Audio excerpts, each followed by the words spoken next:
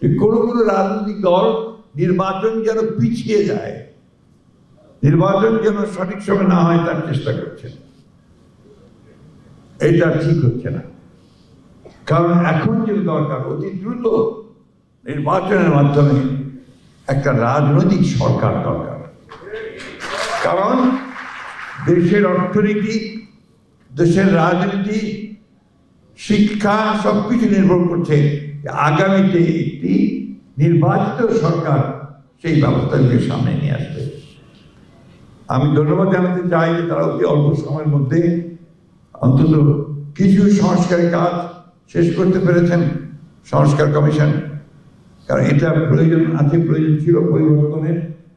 আমাদের নেতা জনাব তারেক রহমান সাহেব তিনি 2022 সালে যে 31 দফা দিয়েছিলেন তারই ধারাবাহিকতা কিন্তু আমরা এই সংস্কারগুলোকে দেখছি।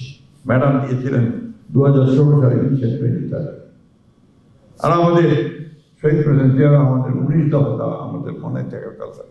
সব কিছু মিলিয়ে এই সংস্কার, আমি যে কথার মাঝে মাঝে বলি যে বিএনপির জন্ম তো সংস্কারের মধ্যে, সংস্কার দিয়ে আমরা এক দলীয় শাসন ব্যবস্থা থেকে বহুদলীয় শাসন ব্যবস্থায় প্রেসিডেন্ট জিয়া নিয়ে এসেছিলেন।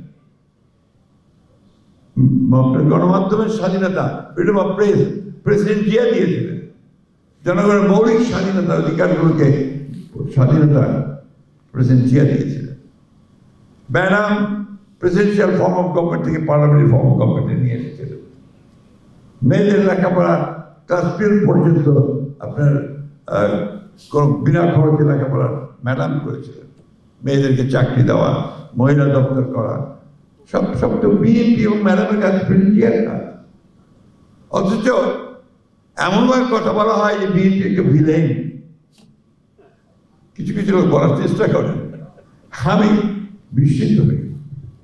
বাংলাদেশে যা কিছু ভালো হয়েছে সব বিএনপির হাত দিয়ে হয়েছে, জনগণের হাত দিয়ে হয়েছে এবং দেশনেত্রী বেগম খালেদা জিয়ার হাত দিয়ে হয়েছে।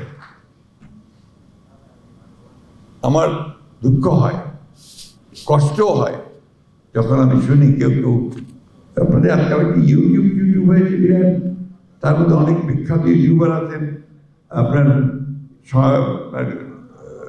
সামাজিক মাধ্যম, সোশ্যাল মিডিয়া, ফেসবুক, এখানে যে সমস্ত কথাবার্তা অনেকে বলেন, লেখেন, আমার মনে হয় তাদের একবার চিন্তা করা উচিত যে সত্য প্রকাশ করা এটা কিন্তু তাদের দায়িত্ব। আমি একটা কথা বলে শেষ করতে চাই, প্রেসিডেন্ট জিয়ার নাম মুছে ফেলার চেষ্টা করেছিল আমাদের, যে আপনার মাজার পর্যন্ত তুলে নিয়ে যাবে, তার নাম গন্ধ থাকবে না, তাই করেছিল না চেষ্টা? পেরেছে নাকি? পারবে না, কারণ সত্যিকার অর্থেই যে ক্ষণজন্মা আল্লাহ যাকে পাঠিয়েছেন মানুষের কল্যাণের জন্য, তাকে কি এত সহজেই ছুঁড়ে ফেলা যায়? যায় না। এটা একটা অনেকে ভয় করেছিলেন কিউবার প্রেসিডেন্ট ক্যাস্ট্রো, তাকে অনেকে বলেন যুদ্ধ করেছেন, বাতিস্তার সর্বশেষ এক যুদ্ধে তিনি গ্রেফতার হলেন, আটক হয়ে গেলেন, অ্যারেস্ট হয়ে গেলেন। তার ট্রায়াল হলো, সেই ট্রায়ালে তার 12 বছর সাজা হলো। তো কাঠগড়ে দাঁড়িয়ে তিনি বলছেন, condemn me, doesn't matter, history will have gone.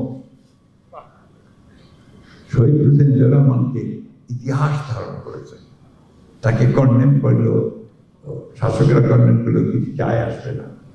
আজকে ওই কাকি কথা বলতে চাই, জনাব তারেক রহমান আমাদের নেতা,